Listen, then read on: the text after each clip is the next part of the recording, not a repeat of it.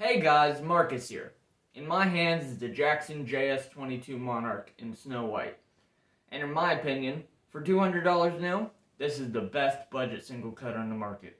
But why is that, you may ask? Let's take a closer look.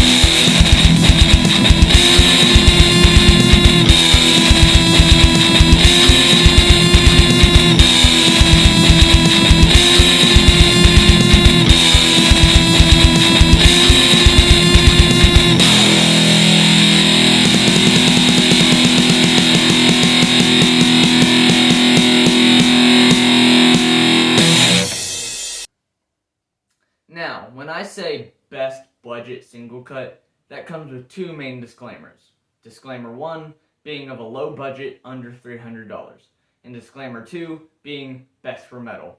Yeah, this definitely isn't a traditionalist first pick, but for metal, it kicks some ass. Now, if that's out of the way, let's get into some specs.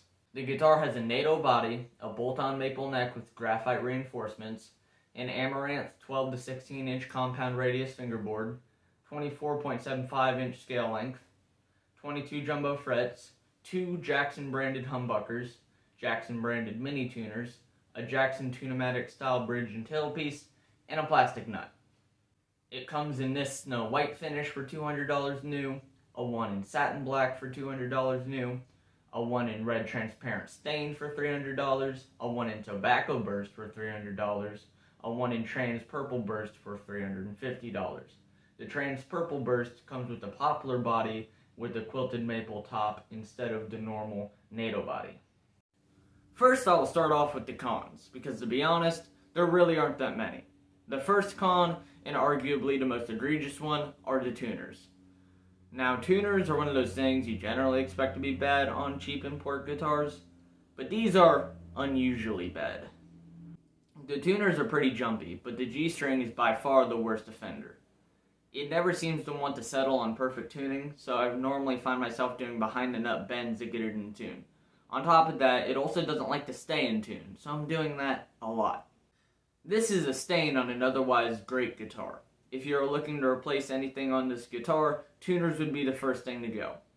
Other cons are actually pretty small.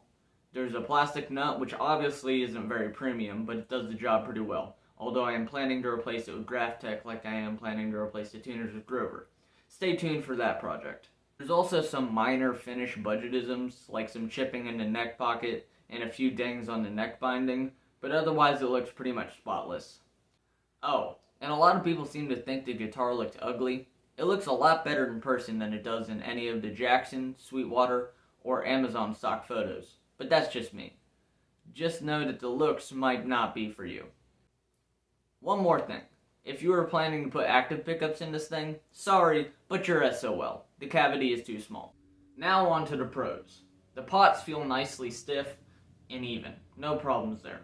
The switch is also nice and stiff. It makes a really satisfying click noise. Quite unlike my Squier, which has a loose squeaky switch and loose pots. The plastic neck binding looks nice and also feels really nice to the touch. The jumbo frets are a breeze to play with compared to the mediums on both of my other guitars.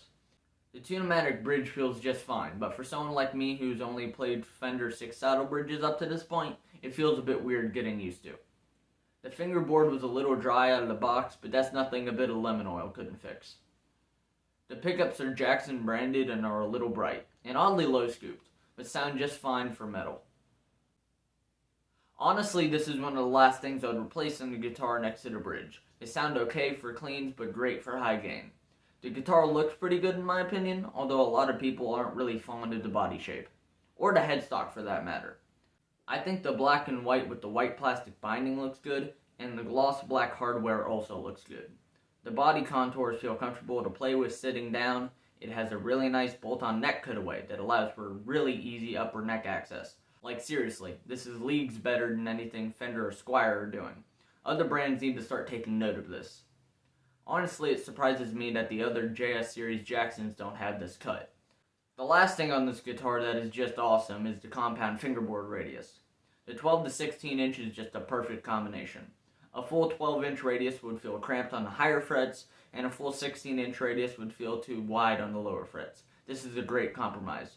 All metal-focused guitars should come with this compound radius, in my opinion. Before we get into the conclusion, let me include some sound samples. All tones are going through my Fender Mustang GT40. I want to apologize for what you're going to hear. I have no way currently to mic up my amp and do video recordings of the sound samples, so you're just going to be hearing the strings.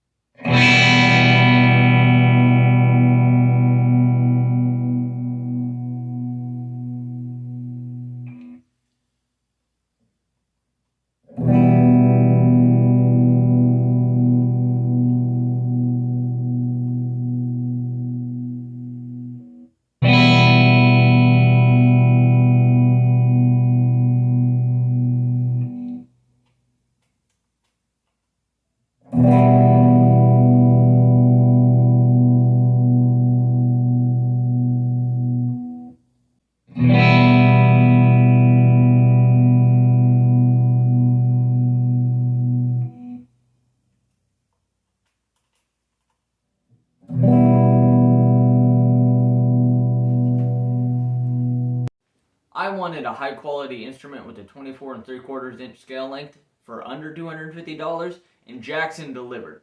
You can't really go wrong with this metal focused Singlecut. This is the type of guitar I wish I had as a beginner, and the type of guitar I think all beginners deserve. And even if you aren't a total beginner, I would wholeheartedly recommend this thing as something different from your Squire while still on a cheap budget or as a mod project, just from these neck specs alone. And this doesn't just go for the Monarch. This also goes for the Dinkies and the Vs. I have friends with JS Jacksons, and from playing their instruments and what they have told me about their experience, I would recommend them as well.